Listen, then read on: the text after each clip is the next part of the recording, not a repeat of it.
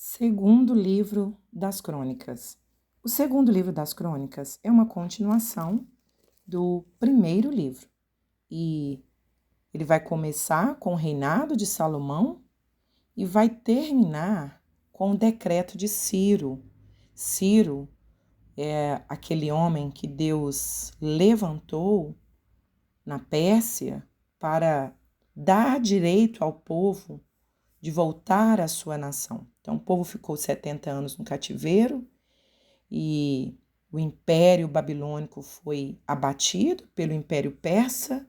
Então, Ciro foi o homem que Deus usou para permitir que o povo voltasse para Jerusalém. E então, se esse livro foi escrito aproximadamente 400 anos antes de Cristo, então o povo já havia voltado para a terra, o templo já estava reconstruído, os muros já estavam reconstruídos, mas o povo estava desanimado com a adoração, especialmente porque o templo que foi reconstruído, ele não tinha a beleza, o ouro, os ornamentos do Templo de Salomão. Então, o cronista, ele tinha em mente, escrevendo para esses repatriados, ele tinha em mente, inspirado por Deus, o objetivo de trazer esse povo de volta à adoração, a adoração pura, genuína. Então, esse livro vai mostrar a construção do templo, como foi que o templo foi construído, os detalhes da construção do templo, e depois vai mostrar como que o templo foi destruído. Então, vai resumir nesse livro o templo, a importância da adoração a Deus. Então, era como se o cronista estivesse dizendo, olha, deixa eu falar para vocês como foi que Deus usou Salomão para construir esse templo e o que é que tinha no templo, o local do templo e como foi que o templo foi destruído na invasão de Nabucodonosor em Jerusalém. Então, imagina o povo recebendo esses escritos, recebendo essa crônica e o povo entendendo que, acima de tudo, o templo não era o mesmo, mas, acima de tudo, Deus continuava sendo o mesmo e, portanto, ele deveria ser adorado. É sobre isso que nós trataremos nesse livro. Capítulos 1 e 2. É muito importante lermos os livros das crônicas com o seguinte pensamento. A narrativa nestas duas crônicas é uma narrativa com uma ótica mais divina. Quando nós lemos as histórias dos reis, o livro dos reis, ela tem uma ótica mais humana. E o que é que nós percebemos aqui? Os relatos, eles estão com uma ótica divina, ou seja, o propósito do cronista aqui é mostrar para esses repatriados a superioridade do reinado de Cristo. Então, aqui, as duas crônicas, elas não entram em detalhes, por exemplo, sobre o pecado de Davi, sobre os fracassos, e também agora, no segundo livro das crônicas, não vai ficar focando aqui Reino do Norte. Por quê? O propósito é mostrar a descendência do trono de Davi. O Reino Norte teve várias dinastias, ou seja, muitas famílias ocuparam o trono. Agora, o reino de Judá, do qual virá o rei Jesus, ele não teve mais que uma dinastia. Só uma família ocupou o trono. De pai passou para filho, de pai passou para filho, parou. Hoje não existe esse reino teocrático na nação de Israel e voltará novamente com um rei teocrático sobre a nação de Israel e sobre o mundo todo. Então, por isso as escrituras chamam muito Jesus de o filho de Davi, porque Jesus é o último e o único herdeiro eterno desse trono. A palavra de Deus para Davi foi: o seu trono jamais terá fim. Então, é claro que aqui Deus está se referindo ao trono de Cristo. Então, vai começar agora o capítulo 1, mostrando como aconteceu esse reino de paz em Judá.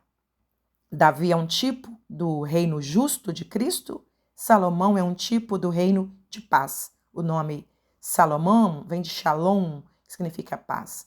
Então, aqui vai começar mostrando como que começa essa dinastia em Davi e vai terminar no seu descendente, no filho de Davi, Jesus Cristo, durante o milênio. Capítulo 1, ele começa a reinar e orando, isso mostra Salomão priorizando Deus no seu reinado.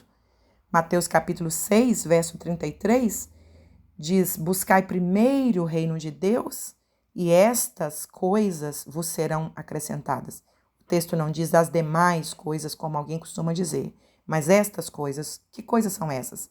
As que estão listadas no capítulo 6 de Mateus: comer, beber e vestir. Então aqui, como Salomão prioriza o reino de Deus, Deus dá para Salomão, além da sabedoria, Deus dá para ele aquilo que ele precisaria para o seu governo. E no capítulo de número 2, ele começa a construção do templo.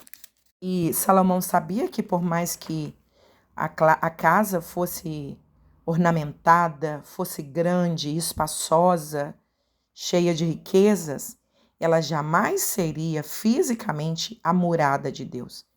Ele diz aí no verso de número 5, nem os céus dos céus não podem conter a grandeza de Deus. Então, quando nós falamos de um templo, que foi um local pedido pelo próprio Deus para a sua habitação entre os homens, é claro que não é aqui uma habitação no sentido físico, porque Deus, ele é transcendente.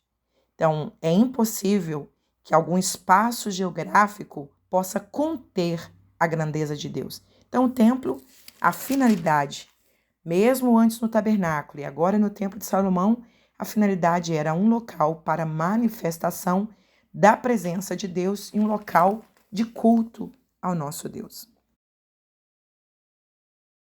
Segundo livro das Crônicas, capítulos 3 e 4. Aqui mostra o local onde esse templo seria construído, que é o Monte Moriá. O Monte Moriá é um local profético. Davi compra esse terreno para fazer o sacrifício, como já contamos no livro anterior, mas foi ali o local que Deus escolheu para que o templo fosse construído. E foi onde também, na mesma região, onde Abraão, ele ofereceu a Deus o seu único filho como prova da sua rendição, da sua obediência. E houve uma palavra profética de Abraão para o seu filho Isaque. Quando Isaque pergunta: meu pai, onde está o cordeiro para o sacrifício? Então Abraão responde: o cordeiro para si, ou seja, o cordeiro para o próprio Deus, Deus proverá. Traduzindo, Deus proverá o cordeiro para si mesmo. Quem era o cordeiro que Deus iria prover para si mesmo como sacrifício para a redenção da humanidade? Jesus é o Cordeiro de Deus. E hoje o local é conhecido como o Monte do Templo, em Jerusalém, e hoje nós temos lá a Cúpula da Rocha, que é um templo muçulmano, e que em breve será construído o templo onde Cristo reinará em pessoa. Mas antes o anticristo vai se assentar nesse trono para fingir, para enganar, como se ele fosse o próprio Cristo. No capítulo de número 3 ainda mostra a construção, os detalhes, o local santo dos santos, observando que todas as ordens que Deus deu a Moisés quando o templo ainda era móvel, que era o tabernáculo, elas estão sendo obedecidas, as divisórias, os objetos, e Salomão acrescenta alguns ornamentos, mas os ornamentos específicos foram mantidos. Por exemplo, ele coloca 2 colunas na entrada do templo e ele coloca nomes proféticos nessas colunas. Ele chama uma de Jaquim, que significa Deus estabelece, e a outra ele chamou de Boaz, que significa ele virá em poder. fazendo aqui uma referência direta ao reino vindouro de Cristo. E o capítulo de número 4 mostra a construção do que o texto chama de mar de bronze, que na verdade era uma espécie de uma bacia gigante, né, que era utilizada também no tabernáculo para a purificação. Aqui ela é gigante, como se fosse uma piscina. Lembrando que os objetos, eles são uma das maiores tipologias de Cristo no Antigo Testamento. Por exemplo, a bacia de água, lembrando que Cristo é a água da vida, o candelabro de ouro, lembrando que Jesus é a luz do mundo, a mesa dos pães asmos, lembrando que Jesus é o pão vivo que desceu do céu, o holocausto, lembrando a cruz. Então, há algumas pessoas que não compreendem o Antigo Testamento, mas é impossível entendermos o Novo Testamento sem entendermos a primeira aliança, que é o Antigo Testamento. Então, a Bíblia é um livro único e a Antiga Aliança, ou Primeira Aliança, ela desenha o que aconteceria no Novo Testamento. Segundo livro das Crônicas, capítulo de número 5. Quando Salomão terminou de edificar o templo, ele então mandou trazer a Arca da Aliança. Os sacerdotes então vieram e colocaram a Arca da Aliança no lugar santo dos santos. E qual que era a importância do templo para a nação de Israel? O templo, ele simbolizava uma autoridade religiosa. Embora esse povo tivesse um rei físico, como o rei Davi, rei Salomão, acima de tudo, qualquer nação em volta da nação de Israel sabia que eles tinham um governo teocrático de Deus. Eles estavam debaixo de um governo invisível de Deus. A prova disso é que dentro da Arca da Aliança estavam as 2 tábuas da lei. Então, a arca, o templo, ela tinha uma representatividade muito grande do reino de Deus para aquela nação. As tábuas da lei mostravam isso. Esse povo serve a Deus, esse povo vive debaixo do governo de Deus e a prova disso são as leis. Esse povo vive as leis de Deus. Então, a arca, ela tinha um símbolo de uma aliança dessa nação, da nação de Israel, com o próprio Deus. Simbolizava a aliança e a santidade de Deus através da vida desse povo. Então, ainda hoje, a igreja, o povo de Deus, nós somos os representantes do reino de Deus na terra. A nação de Israel representava o reino de Deus. Hoje, a igreja, que é um único povo, não tem mais divisão entre judeus ou gentios, que são todos os outros povos que não são judeus. Hoje, o apóstolo Paulo diz aos Gálatas que nós somos um povo só. Então, hoje, a igreja, ela representa o reino de Deus na terra. O mundo conhece a santidade de Deus, a glória de Deus através da igreja. E quando eles trouxeram, os sacerdotes colocaram a arca e eles saíram do local, porque aquele local, Santo dos Santos, é um local que só entraria naquele local o sumo sacerdote e uma vez por ano, no dia da expiação, conforme já ensinamos no livro do Levítico. E quando eles, então, adoraram a Deus, fizeram o primeiro culto, o primeiro ritual de adoração dentro do templo, conduzido pelos levitas. Quem são os levitas? Hoje as pessoas confundem e chamam os tocadores e os cantores de levitas, porque passou a fazer parte do ofício dos levitas a adoração. Mas lembramos que os levitas eram os descendentes da tribo de Levi, que tinha o ofício de cuidar dos sacrifícios e de cuidar da casa do Senhor, desde a limpeza até a preparação do culto. Esse era o papel dos levitas. E eles começaram o culto ao Senhor com a adoração. E a letra da adoração era uma letra de gratidão ao Senhor. Eles diziam: bendize ao Senhor, porque Ele é bom, porque a sua benignidade dura para sempre. É interessante que a adoração também hoje seja centralizada em Cristo e nos seus atributos. Adoramos a Cristo pelo que Ele é. Adoramos a Cristo, primeiramente, com gratidão e em seus atributos. Ele é bom, ele é benigno, ele é misericordioso. E, quando começaram a adorar, veio então uma nuvem de glória e encheu toda a casa. Deus estava ali, então, manifestando a sua presença dentro daquele local. Esse era o propósito do templo. Segundo livro das Crônicas, capítulos 6 e 7. O capítulo 7 é o capítulo mais impactante desse livro.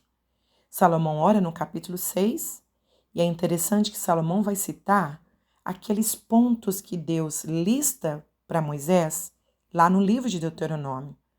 Quando Deus vai falar das bênçãos, das maldições, ele diz: olha, se vocês desviarem dos meus princípios, se vocês não me obedecerem, eu vou permitir fome, eu vou permitir seca, eu vou permitir que a nação sofra com um cativeiro, que uma outra nação escravize os filhos de vocês, eu vou permitir peste, guerra, gafanhotos.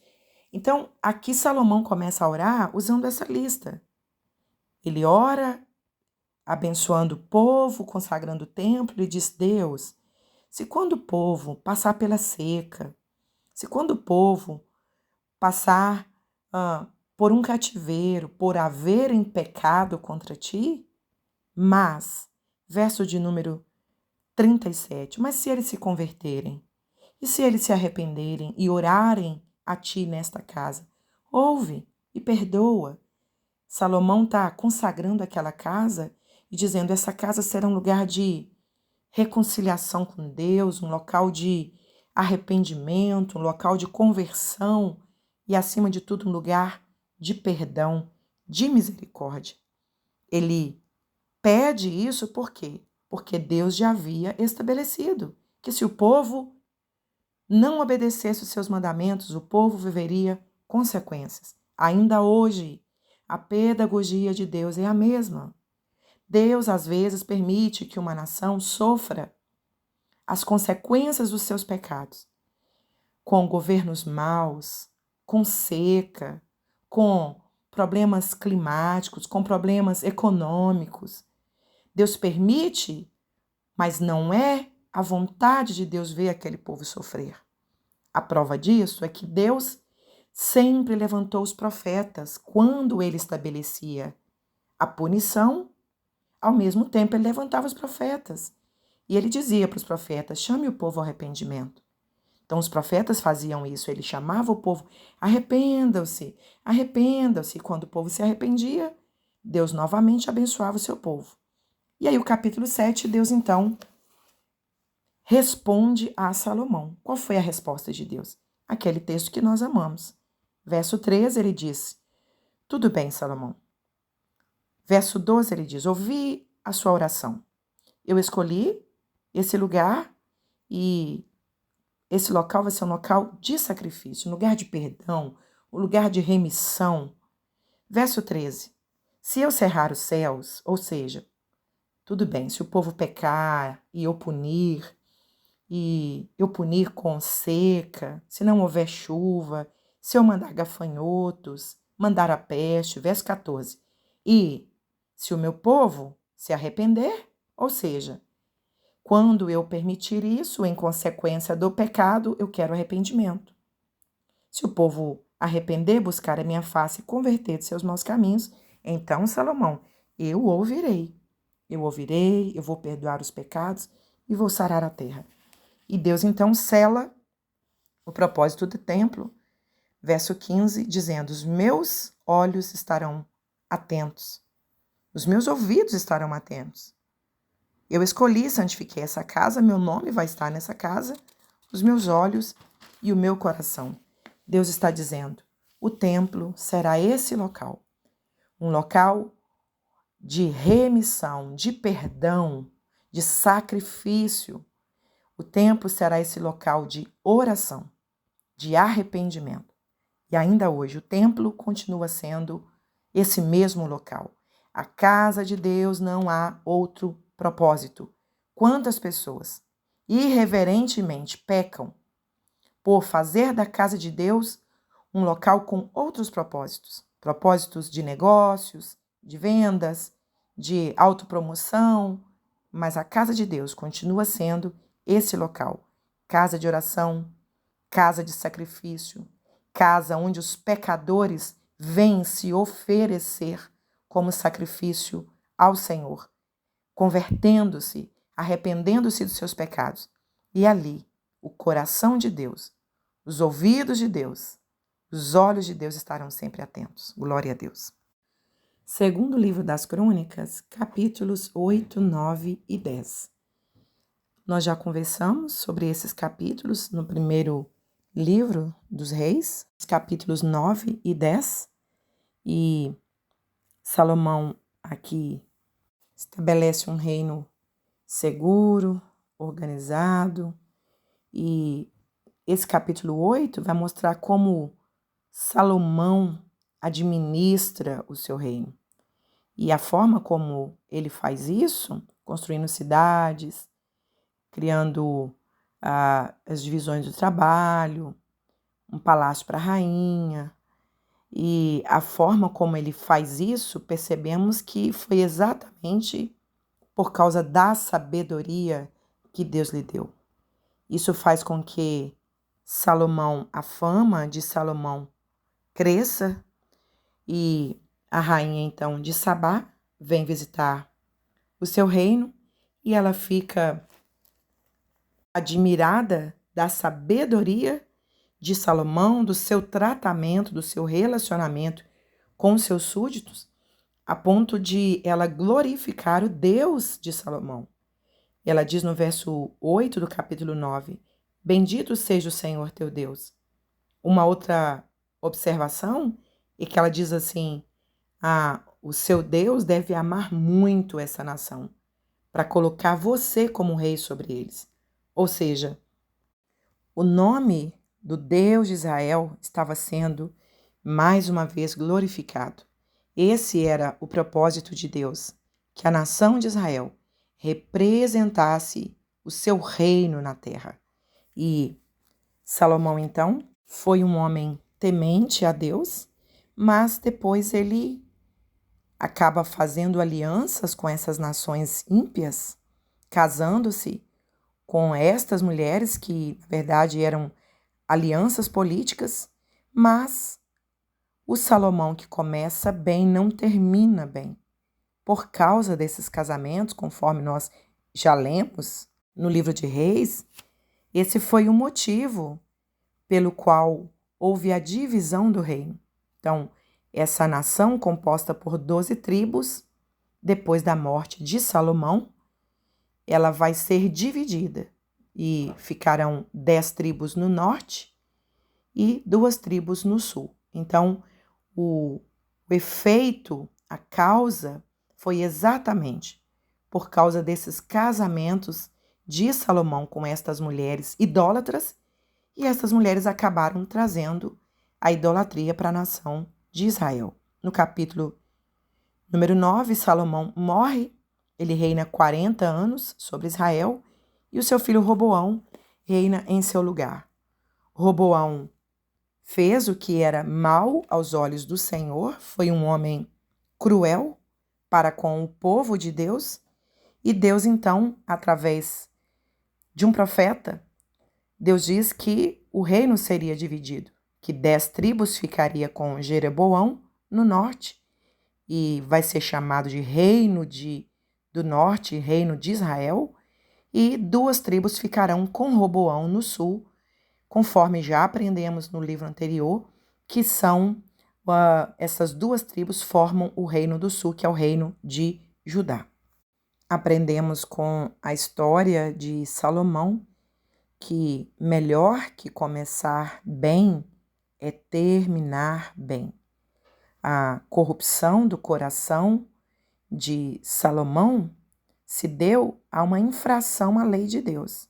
A lei de Deus em Deuteronômio dizia que os reis não deveriam acumular riquezas, cavalos e muito menos mulheres. Por que não acumular mulheres? Porque as mulheres, elas têm uma influência sobre o homem. Então, o próprio Salomão escreve isso como um provérbio, que a força da sabedoria é muito mais forte que a força física. E ele mesmo escreveu que a sábia edifica a casa e que a tola destrói. Então, a corrupção de Salomão e a idolatria de Israel causada por Salomão se deu através desses casamentos com essas mulheres ímpias e houve uma consequência para a nação de Israel, que foi a divisão do reino, e nós continuaremos isso nos próximos capítulos.